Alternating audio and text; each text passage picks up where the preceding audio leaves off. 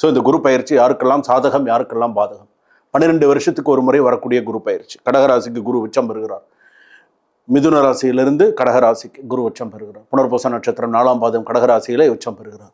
அப்போ இந்த ராசிக்கெல்லாம் எப்படி இருக்கும்? திருமணம், மறுமணம், குடும்பம், வேலை, சொத்து, பணம், இந்த விவகாரங்கள்லாம் எப்படி இருக்கும்? யாருக்கு சோதனையான காலம், யாருக்கு நல்லா அமோகமான காலம், எப்படி இருக்கணும், என்ன பண்ணணும் அப்படிங்கிறத விவரமாக நீங்கள் தெரிஞ்சுக்கலாம்.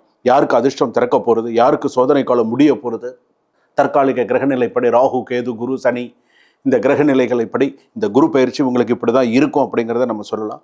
குரு பார்க்க கோடி புண்ணியம். குரு திரும்பி பார்த்தால் என்ன அப்படின்னு கேட்டிங்கன்னா விதி மாறும் அப்படின்னு சொல்லுவாங்க. குரு பார்த்தால் நமக்கு விதி மாறும் அப்படின்னு சொல்லுவாங்க. ஸோ அது குரு கடாட்சம் நமக்கு எப்போவுமே இருக்கணும். குரு உடைய ஆசீர்வாதம் நமக்கு எப்போதுமே இருக்கணும். மாதா, பிதா, குரு, தெய்வம். இந்த குரு தான் எப்போதுமே யோகக்காரகன். குரு இந்த குரு பார்த்தீங்கன்னா நன்னா இருக்கணும், பார்வைகள் நன்னா இருக்கணும். தான் இருக்கக்கூடிய ஸ்தானத்துலேருந்து கிரக பார்வைகள் சிறப்பாக இருக்கணும். தட்சிணாமூர்த்தி அப்படின்னு சொல்றது தென்முக கடவுள், தெற்க பார்க்க இருக்கக்கூடியது.